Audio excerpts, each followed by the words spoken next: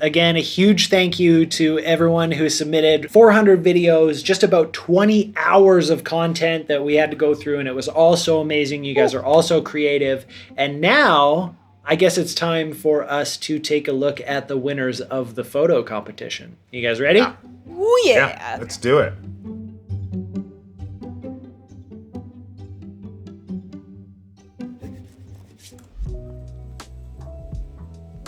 And we're back. Ooh, I like your braid. Thank you. Kind of take my hat off because it looks so dumb. Just send this wig to you so you could wear it in your next video. Dude, that hair is... It's so good. So good. I like how the top like just moves a little bit. It's totally out of frame too. When you see this, when you get the shot like this, from here up is out of frame. That's how you know it's a good hair. It's a good hairdo. Yeah. It's out of frame. No, it's quality. So we took a little break. We changed our wigs. Had some rice-a-roni. We ate some rice-a-roni. All of it. Not sponsored. We did the video contest. We announced the winners. Now for the photo contest, which we had 800 submissions into the photo contest. That's awesome.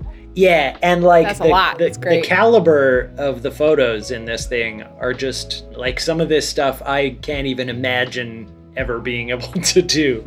Right. So just so blown away with the amount of talent. So I narrowed it down from 800 down to the top 40, and then you guys went through, and again we separately scored them and then came to the averages to find out who was the winner here. So we're going to go through again the top 5 submissions and just show off some of the amazing talent that was in this competition. And then at the end of the video, we are going to announce our top 2 who are going to get the prize packages. And these are in no particular order, the 5 that we're about to show. No particular order, okay, so the audience, I don't want them to... Okay, cool, all right. You got it. No, that's a good distinction. So these 5 are just like the top 5 in random order, and then at the end we'll say which ones were the winners here. So starting off with, of course, I had to pick one that I'm not sure how to pronounce this. Rares. Rares. And this submission, the little story behind it, it says, I wasn't even supposed to create this picture, it just happened. Initially, I wanted to make a tutorial on how to shoot headshots using a speed light, an umbrella, and with a newspaper backdrop. And in my mind, that would have been shebang. Shebang. Shebang. But that didn't really work out very well. I wasn't happy with the results. At some point, I just saw the gas mask and I got this idea of what you're seeing now. It gives me a little bit of a vibe of toxic media / society and the need to filter everything just to get the real thing. What do you think? So this is from Rares. See, that's very cool. Like the whole gas mask, obviously everything that's going on, it feels relevant. Of course. The colors look great. The shadows, the textures, just really, I think this was just really well done. I think with photography, sometimes people forget that a photo is supposed to tell a story too. You know, with video, it's a lot easier to tell a story because you have multiple frames, but it's harder with photography. And I think this nails the story. The mask, like what you just read about what the photo was about, filtering out what's real and what's not. It's pretty impactful. And technically the photo looks great too. It's well lit and kind of shows you what you can do in the corner of your room, because they also included like a behind the scenes of what that set kind of looked like, which is really cool to see that side of the shoot as well. That's just in the corner of a room. Yeah, it's really interesting when you swipe over and you see, it feels like it must have been done in some kind of a professional studio, and then you flip over and see that it was just done in the corner of somebody's room. But I mean, even if it was in a professional studio, that kind of thing, like it's still a really amazing shot. Like you guys mentioned, the lighting is really nice. I really like the way that the shadows are really harsh. On the one side, like it's really bright on one side, and then the drop off is really intense, which just like adds to the contrast and the kind of moodiness of, I mean, obviously somebody wearing a gas mask, but also in like a suit. So like there's all these like this kind of juxtaposition of these things going on. Yeah, there's definitely like a lot of depth too, because he shot into a corner, I think. So you have like shooting into the corner plus the stuff falling with the shadow and light. It works really well. Really well done. Very cool. All right, moving on to our next of the top submissions. This one's from Sean, And it says, this photo was taken in Japan and right at the beginning of hearing about COVID. This was a crazy experience to see how another country was living and how this was one of the last times things were normal. I saw the old lady looking up and I wanted to capture that as if she was looking forward to the future and looking towards a positive outlook. Yes, black and white. Nailed it. Yeah, and that's the right call, I think, on this one. And that's a tough call to make sometimes. Is do you go black and white with it, or do you do it in color? And like I've never really played with black and white enough, because every time I do it, I'm like, I don't know if it's the right call. But you have to have the right shot for it, because sometimes it just looks like you made a photo black and white, but this photo needed to be black and white. It just makes the texture in the background pop. I think that's street photography defined. Yeah, I was gonna say that. So this feels 100% like a really dope street photography shot. And then the fact that it's black and white, I'm a sucker for black and white, like especially when it's done correctly. It tells a story that sometimes color photography can't. And I think this is one of those instances where you see more in the photo than you would if the photo was telling you what color this was or what color this is. This allows you to kind of fill in those gaps by yourself and let you kind of use your imagination to fill in the blanks, and that creates an entirely different story in itself. Totally. Yeah, and it's really cool too, the composition of it. And first of all, composition when it comes to street photography and you're trying to catch things as they happen it can be so difficult at times. And you know, when you're doing a portrait shoot and you can tell your model where to be and you can sit and frame up your shot really nicely and that kind of stuff. But in this case, like there was just a lady on the street and you have to catch it in the moment. And if you look at it, the whole right side feels like a frame because there's a wall directly behind her and it's cut almost directly in half and she's looking out. It almost feels like she's in her own space looking out at the rest of the world, because then there's obviously more going on outside of it. So it's got this like nice framing and stuff. It just worked really well for this. And the great street photography is so hard to do, and this is just a really amazing shot. All right, moving on. So this next one comes to us from Corey. And Corey says, I saw the first ad for when the TV show Peaky Blinders was first coming out, and I just latched onto the vibe. So I wanted to do a photo shoot based on it. I also built the costumes from the costumes from a thrift store items, etc. So this is all DIY. So I'm gonna say I love this photo because it's something that I have no idea how it was done. I'm obviously not a photographer first, and I just know like this took a lot of work to do. The colors look great for what it is, especially if like when you think that they're matching Peaky Blinders, like it tells a story of something going on. Like there's so much going on with this photos. This could be the advertisement for Peaky Blinders, and I wouldn't think twice about it.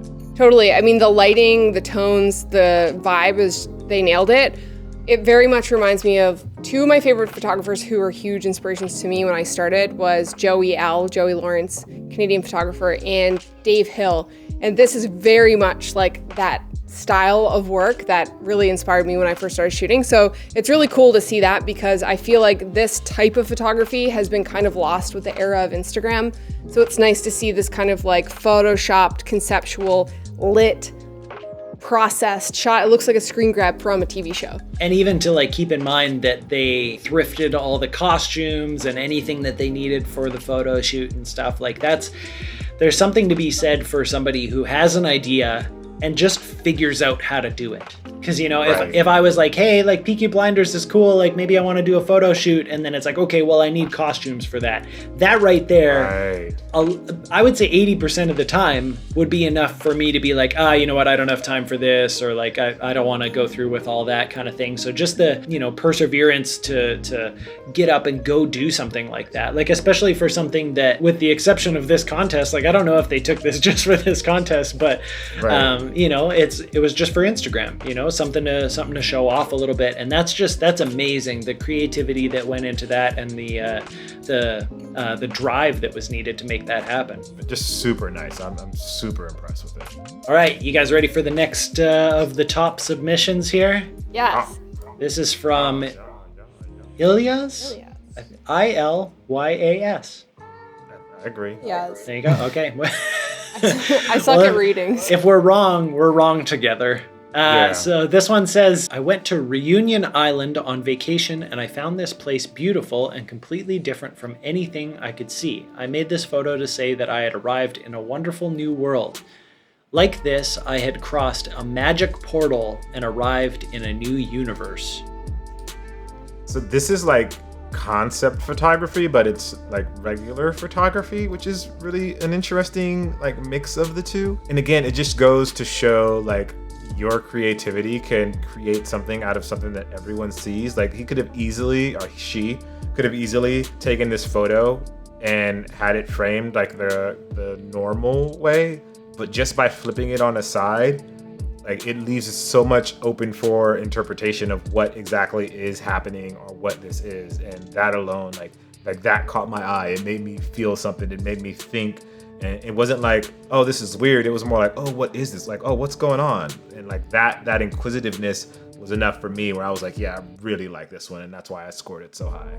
Yeah, I totally agree. It's cool that like something as simple as how you rotated the photo, maybe it happened in post, because obviously like they were standing there, they probably took the photo like normal kind of thing, and then in post made the choice to switch it over, and just like how much that changes it. I mean, it's a beautifully taken photo. The lighting's really nice, the colors are really nice, all of that kind of stuff. The action is really nice, and the hand kind of thing is really cool too. But then something about flipping it on its side makes it a completely different picture. And then when you read the blurb about coming through the portal and you start to see it through that as well, it's like it's such an interesting thing, and it's so cool that something as simple as the rotation of the photo can change it to be a completely different thing like that. Definitely. The hand and the facial expression make it for me. Like, and when you talk about the portal, like it totally feels like reaching for that. It's funny, sometimes we think about like what's right in front of us, but when you have a person in your photo or you're working with a model or whatever, knowing how to give direction or what works with, moving your hands or facial expression a certain way or tilting your head back, like that can literally make or break a photo. And this here, like if the face and the hand were any different, I don't think it would have been as impactful. But you're right too. If you look at it normal, it looks like a photo of, like it's still a great photo, but that simple act of rotating it completely changed it. Yeah. Also, I love the gradient of gold to blue and how glassy the ripples in the water look. It's texture, very nice. Yeah. Beautiful work. Ilyas. And here's another one from Song Lu. And Song says, my buddy and I went around Melbourne shooting Melbourne? How do you pronounce that? Melbourne? Melbourne. As the American, my assumption is the pronunciation is Melbourne. Wait, do you have some kind of authority being the American? No, but I'm pretty sure it's in Australia. That is true, possibly. But it could be Melbourne, Kentucky. Yep. Or Melbourne, California. I'm just saying, as an American, I would say Melbourne. I've been told I say everything wrong, including pasta, regatta, Mario, lava. So I'm probably not the best person to make an assumption of what. Mario, like Mario and Luigi. And this is the end of my friendship with Becky. So. All right, back to this. So Song said, my buddy and I went around Melbourne shooting some street photography, and we came across this poster of an eye with no iris, and we thought it would be a good idea to put a camera in front of it to act like a pupil for the eye. This photo makes me feel so incredibly weird in the best way. Like it gives me a feeling. Like it's a little creepy, but also like perfect. Yeah. You're talk about the iris and you're replacing that with a camera, and we always we're constantly viewing our lives through the lens of a camera as well. So plus it's black and white, and then the weird paper texture, it almost like you almost question for a moment whether the hand and the eye are part of the art that's on the wall. Yeah. And I think that was a good choice going with the black and white too, because then it blends the two better together kind of thing. Yeah. but you're like, yeah, it reminds me of like, I don't know why I want to say this, but like a Banksy or something like that. Like it looks like this photo looks like street art. I can see this printed massive, like whether it's like a print in your house or like in a commercial, like a store or something, it just feels very art, large, big, giant Jesus canvas size. Yeah, it's just like, this makes me feel so many different ways, especially being a creator and, you know, like Becky said, living our lives through the lens, and like the camera is often how we see the world. This is like so much of a metaphor for me of like my daily process. So I absolutely love it. Yeah, 100%. This is a fantastic snap. I also really like, sorry, this is like a side thing, but the position of the hand and the way the fingers look, like, it brings me a lot of joy. Because they're not just like, they're like perfectly like angled and bent in a weird way. I just really like the way that the hand looks. And the strap, the way the strap like wraps around the wrist. Yeah, it kind of makes you wonder too, like, you know, sometimes there's a lot of thought that goes into those kinds of things, and then sometimes it just like happens, right? And it kind of like makes you, as a photographer, it makes you wonder like which one of those was this? Like, did they just throw the hand up, snap the shot really quick, and then walk away and it was fine? Or did they like, are there 100 shots in Lightroom that are like, oh, that one's almost there, and like maybe they photoshopped two of them together? Like it could be totally either way. Like sometimes the shot just happens, and sometimes you got to work for it. But yeah, either way, it turned out fantastic.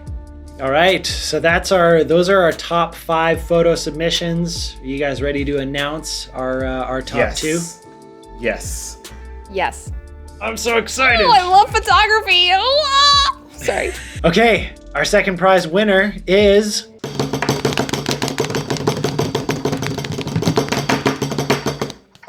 Corey with the cigar Peaky Blinders photo. Yeah. Yes. Very well done, Corey. I have a message for you. If you don't know who Dave Hill is, go look at his old work from like 2008. Dave Hill? Yeah. There it is, Corey. Dave Hill, Corey. And if you need a wig, Corey, call me. Gotcha. Yeah. All right, and moving on to the first place in the photo competition, which is going to be... Oh, sorry. Damn. No, wasn't me. The drum roll is like a workout. I'm getting out of breath from it. And the grand prize winner is...